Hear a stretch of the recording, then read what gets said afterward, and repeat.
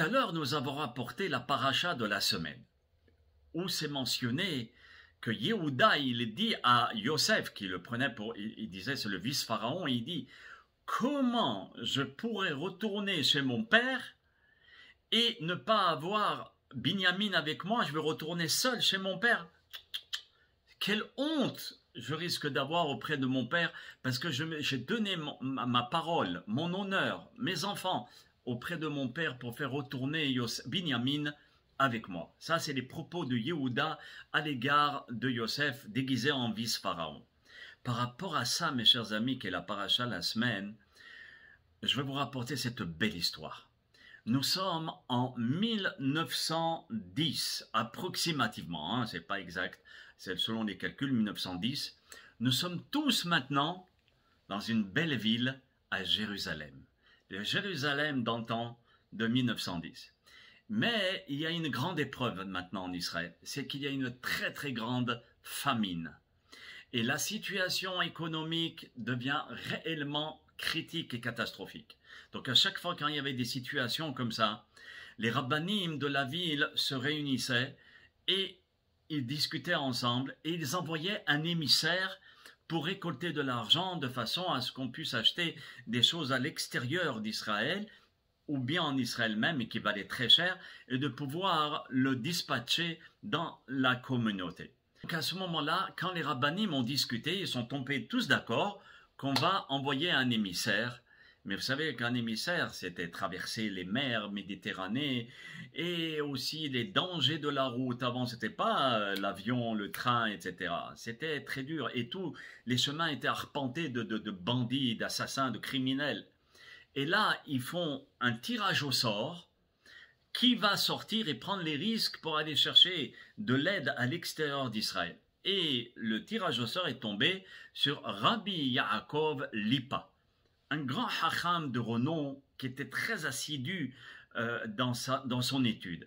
Ce grand rave, il est né à Ramnava, en Pologne.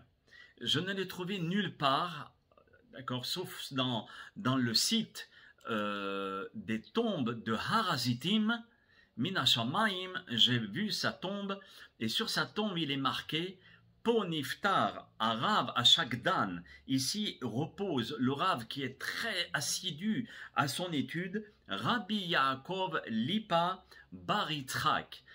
D'accord, c'est son nom. Kanrovitz, c'était son nom de famille, Kanrovitz, qui est de Ramnava. Quand j'ai vu que c'était les mêmes noms et les mêmes dates approximatives et la même ville, alors je me suis dit c'est le même. Et donc il est décédé le 9 août 1930, le 15 av 1930, et il est enterré, comme je vous ai dit, au Har Hazitim, et c'est comme ça que j'ai pu le retracer. Ce grand rave, c'est lui qui va être choisi pour partir d'Eretz HaKodesh, de Jérusalem, pour aller chercher de l'argent et de l'aide. Et les anciens de la communauté lui expliquent qu'il devait se débrouiller seul afin de mener à bien sa mission et de surmonter les dangers, comme je vous ai expliqué tout à l'heure, et beaucoup d'épreuves. Le rabbi, il accepte, il dit, si c'est tombé sur moi, ça veut dire que c'est Hachem qui l'a décidé. Et comme je vous ai dit, les gorals, c'est pas un goral simple comme ça, c'est Alpitora. Et à ce moment-là, tout le monde le bénit et il embarque dans un bateau avec toutes les bénédictions de tous les rabbanim, de toutes les gens de la ville, en direction de l'Italie. Et là, il va en Italie avec son baluchon sur le dos, et il était accompagné de 10 000 brachot. Et ces brachot-là vont lui ouvrir les portes, Baruch Hashem, pour aider ses frères de la ville sainte de Jérusalem. À cette époque, comme je vous ai dit, traverser la mer en bateau représentait véritablement beaucoup de dangers. Mais grâce à Dieu, notre Rav Lipa va arriver à destination en Italie. Et il va ensuite continuer son trajet en calèche. Et c'est un vendredi après-midi avant Shabbat, quelques heures avant Shabbat, qu'il va arriver à Rome.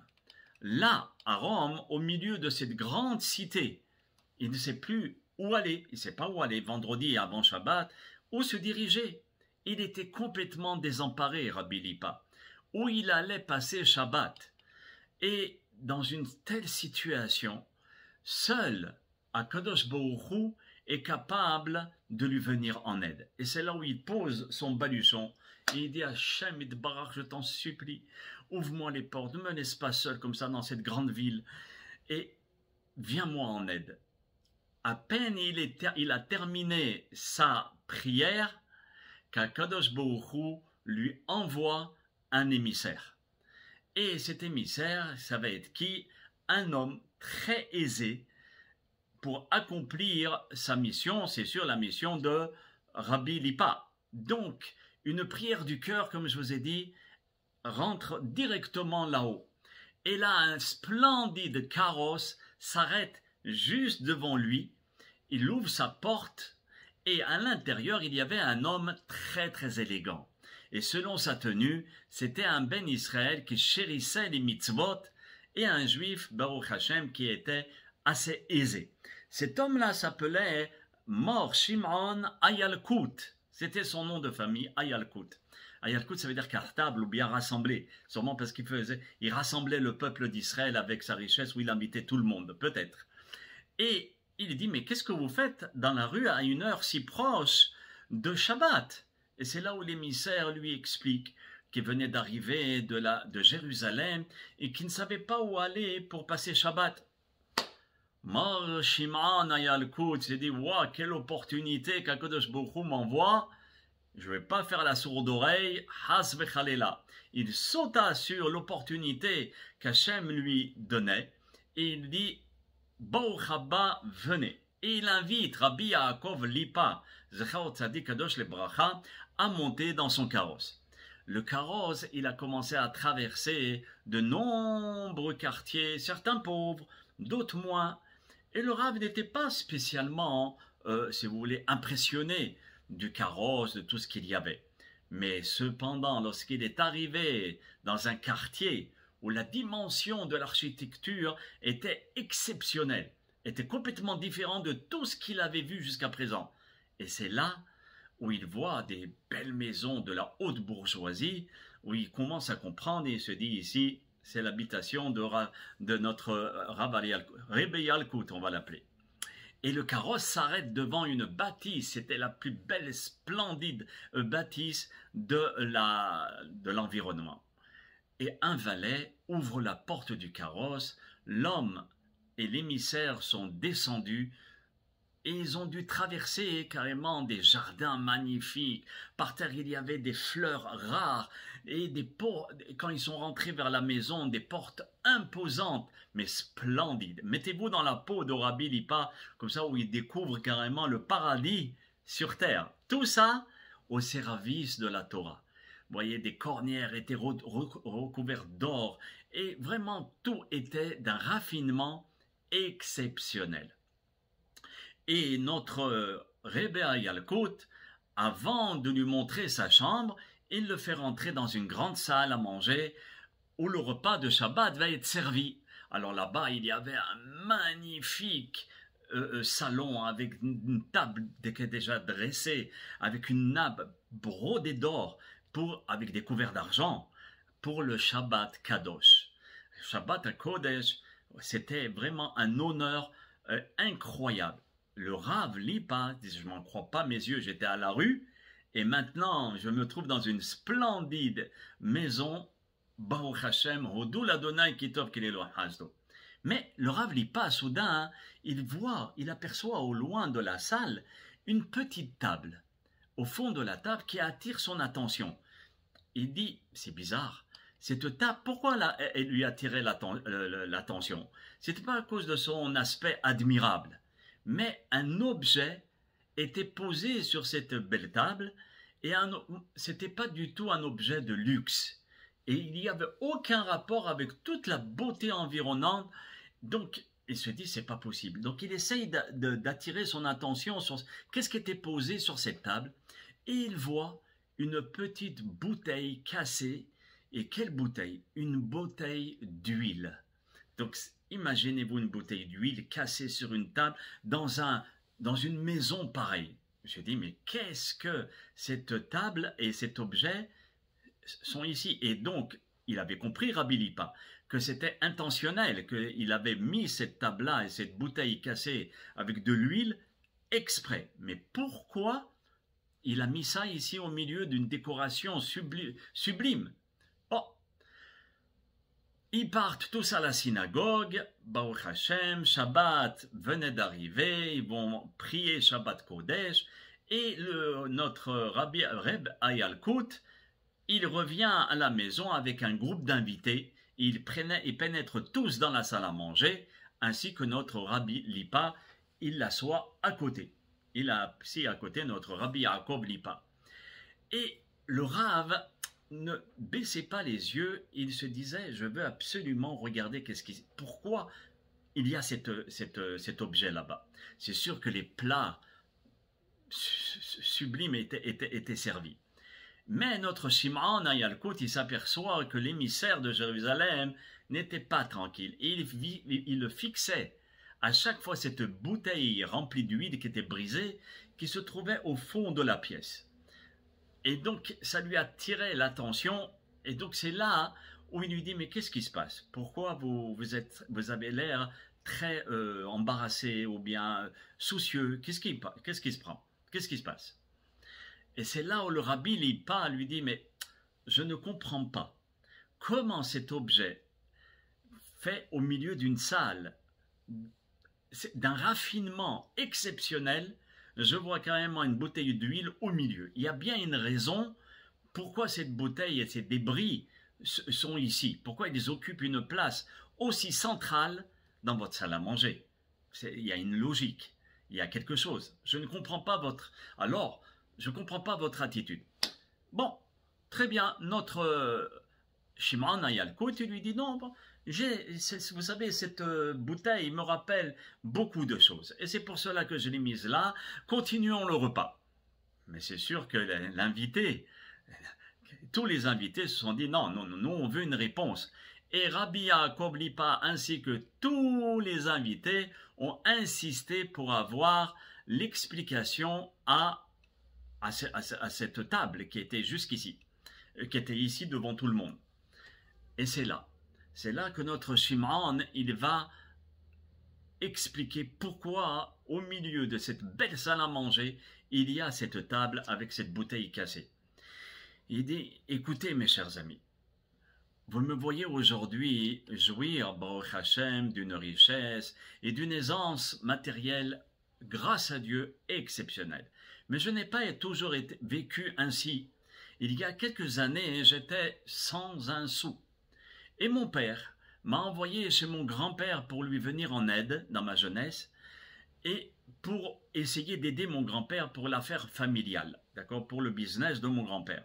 Et mon grand-père commençait à se faire âgé. Il commençait à devenir âgé. Et moi, j'habitais à l'époque avec ma famille en Hollande, à Amsterdam précisément. Mais mon grand-père habitait ici, à Rome. Et évidemment, il n'était pas facile pour moi de quitter l'endroit là où j'avais grandi avec mon père, ma mère, mes frères, mes sœurs, dans un pays où je ne comprenais pas la langue. Donc j'étais obligé d'apprendre l'italien, etc. Et j'étais obligé de rester seul avec mon grand-père et de m'occuper des affaires de mon grand-père. Arrivé à Rome, d'accord, lorsque j'ai commencé à m'occuper des affaires, j'ai constaté que toutes ces affaires étaient au bord de la faillite. Donc j'ai pris les choses en main et je réparais ce qui a été cassé, je refais la peinture des magasins, on changeait certaines pièces des mobiliers et j'ai commencé très rapidement mon travail et tout mon travail commençait à apporter des fruits. Baruch Hashem. Et l'affaire se stabilisait déjà au départ et Baruch Hashem par la suite ça a apporté même des bénéfices. Donc j'ai même poussé mon grand-père à ouvrir d'autres magasins et c'est ainsi qu'en moins d'un an, on dirigeait une chaîne de magasins dans tout le pays. Et j'occupais seul la gestion, mais mon grand-père, lui, il tranchait chaque décision importante. C'était lui quand même le plus important. Les années se sont écoulées et mon grand-père est parti de ce monde. Et il m'a légué l'affaire. Cette affaire, elle devait valoir des millions. Et j'avais décidé, avant son décès, j'avais dit à mon grand-père, je vais essayer de faire grandir ton affaire. Il n'y a pas de souci. Et je restais fidèle à l'œuvre de mon grand-père et de mener le commerce du mieux que je pouvais. Et Baruch Hashem, je réussis et je marchais à la suite de mon grand-père. Sauf un point, je n'arrivais pas à faire comme mon grand-père. C'était quel point? Mon grand-père était d'une piété exceptionnelle. Il était méticuleux dans les mitzvot et aussi la Torah. Son influence, Baruch Hashem, a eu un très grand impact sur moi. Et chaque jour, je l'accompagnais à la synagogue et on avait fixé un schedule de façon à ce que mon grand-père puisse être toujours à la synagogue. J'allais avec lui et ensemble, on étudiait d'une manière très sérieuse. J'étais aussi moi-même devenu un juif respectant à la lettre le Shulchan Aruch, Baruch Hashem, grâce à mon grand-père. Seulement, après son décès, je commençais à chuter. Bien entendu, ça a été très très lentement. Vous savez, quand le Yetzer Hara, il veut nous amener à la chute, il ne s'y prend pas du jour au lendemain. Quelqu'un qui respectait Yom Kippour, il ne va pas lui dire « Tiens, mange cette tranche de cochon le jour de Yom Kippour ». Il s'y prend tellement habilement et il prend tout son temps que la personne, au bout de 15 ans, 20 ans, elle est quelqu'un d'autre. Et ça a été le cas pour notre Shimon. Et lui, il disait, malheureusement, j'ai commencé à chuter. Et les téphilines, une fois de temps en temps, je les mettais, parfois je les oubliais, parfois je me suis dit, il y a des rendez-vous trop importants. Et parfois je me prenais vraiment, j'étais surpris de manger certains aliments dont la cacheroute était douteuse. Et j'étais en train de me surprendre moi-même. Et ainsi, petit à petit, j'abandonnais les préceptes de la Torah. Et l'un après l'autre, je les lâchais. Et ma femme aussi, elle allait essayer de laisser séduire par la facilité. Vous voyez, c'est facile de ne plus rien faire. Je le reconnais. Et à ce moment-là, c'est le Satan, lui, il en profite de dire, regarde, qu'est-ce que tu vas te casser la tête? Cool. Et tu fais plus rien. Et sa femme aussi l'a accompagné dans cette chute. Et notre Shimon y rapporte qu'il avait 2 enfants.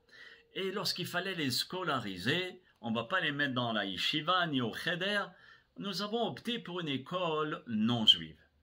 Et nos enfants ressemblaient en tout point aux enfants de l'école, ça veut dire des non-juifs. Il n'y avait rien de juif, ni moi, ni eux.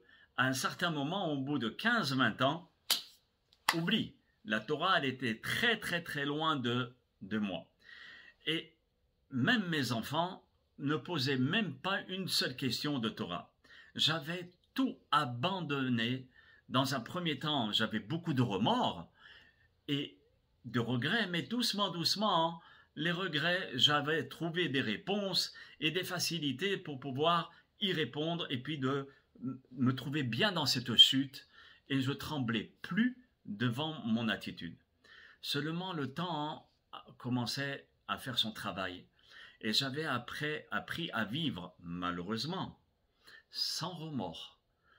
Tellement j'étais bien dans ma vie, vous savez, quand vous avez la profusion, l'argent qui rentre, le nachat, pas de soucis, qu'est-ce que vous allez commencer à vous poser des questions? Et j'avais aucune difficulté et mon choix était très très bien de pouvoir être bien. Et j'avais aucun regret à un certain moment, plus de regrets. Et je suis sûr que mon grand-père, Shimon, il continue, et il dit, je suis sûr que mon grand-père, qui avait quitté ce monde pour atteindre le monde de vérité et des tzadikim, il a prié pour moi afin de me réveiller. Et c'est ainsi que quelques années plus tard, alors que mes enfants avaient grandi et ressemblaient en tout point à leurs camarades d'école, et que dans ma propre maison, nous avons perdu le fil même du calendrier juif. Je ne savais ni quand est-ce Pessah, ni Hanouka, ni Purim. Et il arriva un jour, et c'était un vendredi, je me souviens. un vendredi. Je marchais dans la rue, dans la ville, et lorsque j'ai aperçu dans une petite ruelle un enfant juif.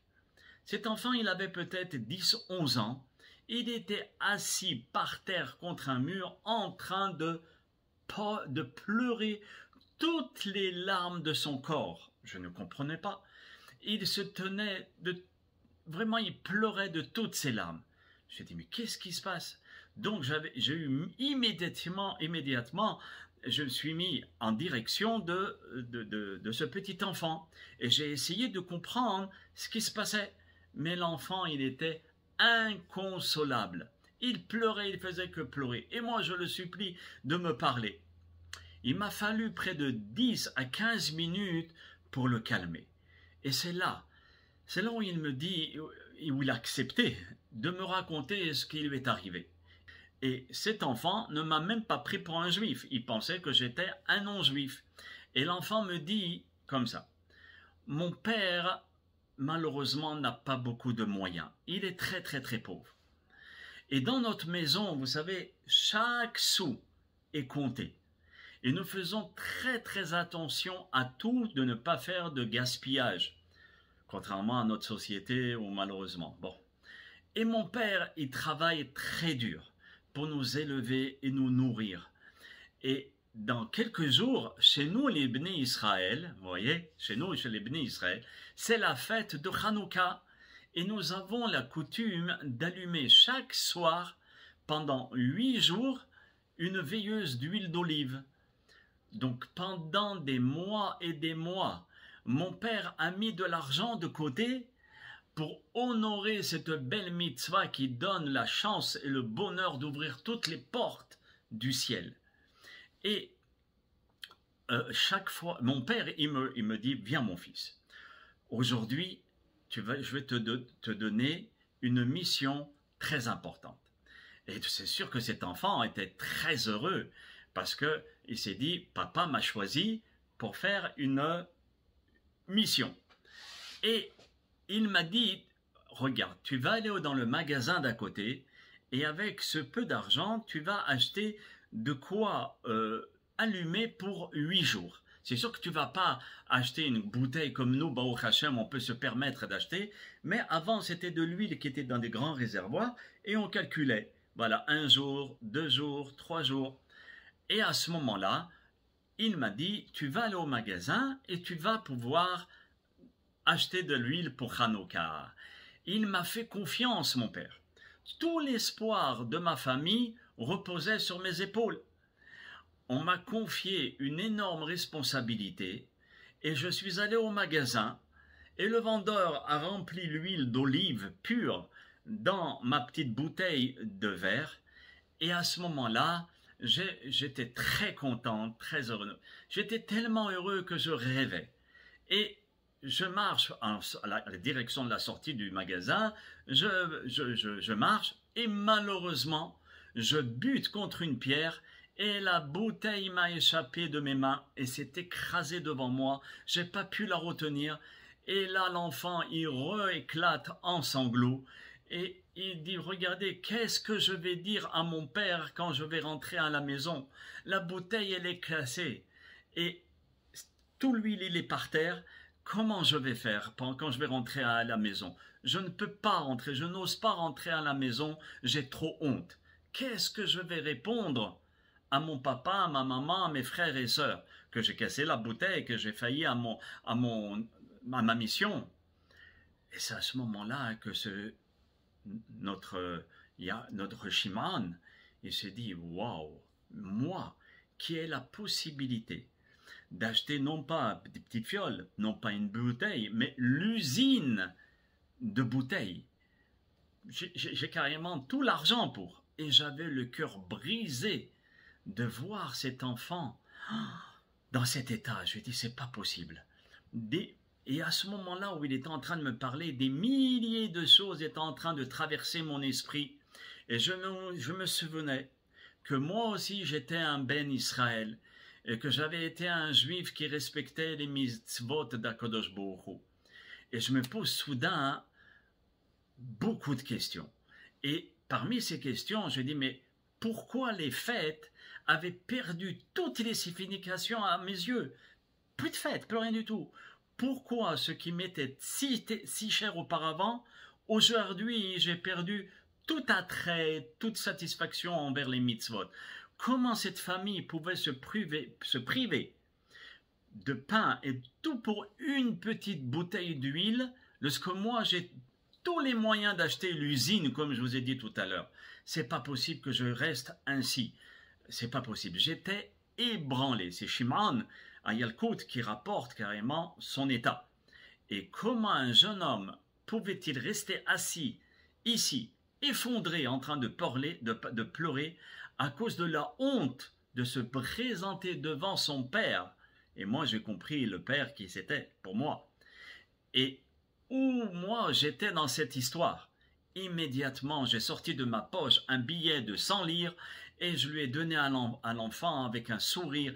Et cet enfant, Baruch Hashem, était tellement heureux de remercier. Et il m'a remercié de 1000 merci. Et je lui ai dit à ce moment-là, tu sais, moi aussi je suis un juif. Et moi aussi cette année, grâce à toi, je vais essayer de faire Hanouka. Mais s'il te plaît, laisse-moi ramasser cette bouteille d'huile qui est cassée ici. Est-ce que tu me permets de la prendre? Le petit jeune homme, il dit, mais oui, avec plaisir. Et je prends cette bouteille un peu cassée avec l'huile et je les mets dans un sac et je les apporte à la maison. Mais en route, j'ai eu un deuxième signe du ciel. J'ai compris qu'il fallait commencer à bouger. Et ce deuxième signe, ce même jour, en rentrant en direction de chez moi, je remarquais dans la rue, sur un mur, un petit papier qui était écrit à la main, tout en couleur et qui a attiré mon attention. Je m'approche et j'ai lu que la communauté juive invitait tous les fidèles à venir écouter un Dvar Torah, un sermon d'un grand orateur venu d'Israël. J'ai compris à ce moment-là qu'on était en train de me tendre la perche, et qu'il fallait y aller. Je suis allé à la conférence, et c'était au moment de quelle période, comme je vous ai dit, au moment de Hanouka, et c'était la paracha de notre semaine, la paracha de Vayigash. Donc le Rav fait un rappel des événements qui avaient précédé cette paracha de Vayigash, comment les frères de Yosef avaient voulu tuer leur frère, et en fin de compte, ils avaient décidé de le vendre comme esclave et une caravane qui est partie en Égypte. Il raconte que Yosef est vendu comme esclave, il est prisonnier, etc. Et que maintenant il y a la famine et que Yosef devient le vice-pharaon de l'Égypte. Et ce qu'on a dit tout au début du cours, que Yehuda déploie tous les efforts pour sauver Binyamin, et il dit une phrase à ce moment-là à Yosef, et il dit à Yosef, qui est sous le voile d'un vice-pharaon, il dit, mais comment tu prends en otage mon frère Binyamin? Qu'est-ce que je vais dire à papa lorsque je vais arriver sans Binyamin chez mon père? Qu'est-ce que je vais lui dire? Ouah, notre Shimon à Yalkout, ça lui fait un tilt. Il dit tout à l'heure, j'ai entendu un enfant en train de dire qu'est-ce que je vais dire à mon père, et maintenant le Rav rapporte les propos de Yehuda et qui dit qu'est-ce que je vais dire à mon père. Comment je pourrais retourner chez mon père sans ramener cet enfant? Cet enfant, ça veut dire Binyamin. Mais le Rav, à ce moment-là, il s'arrêta, et il répétait plusieurs fois cette même phrase. Comment je pourrais retourner chez mon père sans cet enfant? Sans cet enfant, oui. Et là, le Rav, il dit, mes chers amis, réfléchissons un instant. Comment on pourra retourner chez notre Père, qui est Akadosh Baruch Hu, qui est aussi notre Dieu, mais qui est notre Père avant nous, sans ramener son cher enfant, qui est notre Neshama, cet Neshama qui nous a donné à notre naissance, qui était pur. Et à présent, malheureusement, on la souille avec des fautes, avec des erreurs, etc. Et lorsqu'il nous posera cette question, qu'est-ce qu'on va lui répondre à notre papa? Il va nous demander des comptes. Qu'est-ce qu'on va dire? Qu'on s'est égaré de la Torah, qu'on a complètement été avalé par ce monde. Qu'est-ce qu'on va dire? Et il sentait vraiment que ces paroles étaient adressées à lui, à notre Shimon. Et à ce moment-là, des larmes ont commencé à couler de mes yeux et j'ai compris qu'Hachem était en train de me réveiller, en train de me dire, écoute-moi mon fils. Ça, c'était vraiment, et vous savez, chacun d'entre nous, nous avons des messages comme ça, aussi forts ou moins forts, mais on a des messages. Le message divin ici pour notre Shimon Ayalkut était clair. Et à ce moment-là, notre Shimon, immédiatement, il a entrepris dans sa vie un virage à 180 degrés. Et il dit, j'ai décidé de redevenir celui que j'avais été autrefois avec mon grand-père, où je mettais les téphilines, j'allais à la synagogue, je mettais je faisais une étude avec lui. Et j'ai décidé de nettoyer mon âme de toutes les souillures possibles et inimaginables. Et à ce moment-là, je ne ferai pas seulement ce qui me plaît, mais de faire la volonté de papa. Et j'ai entrepris aussi de sauver ma famille, mes enfants, et grâce à Dieu, ma femme, elle m'a encouragé.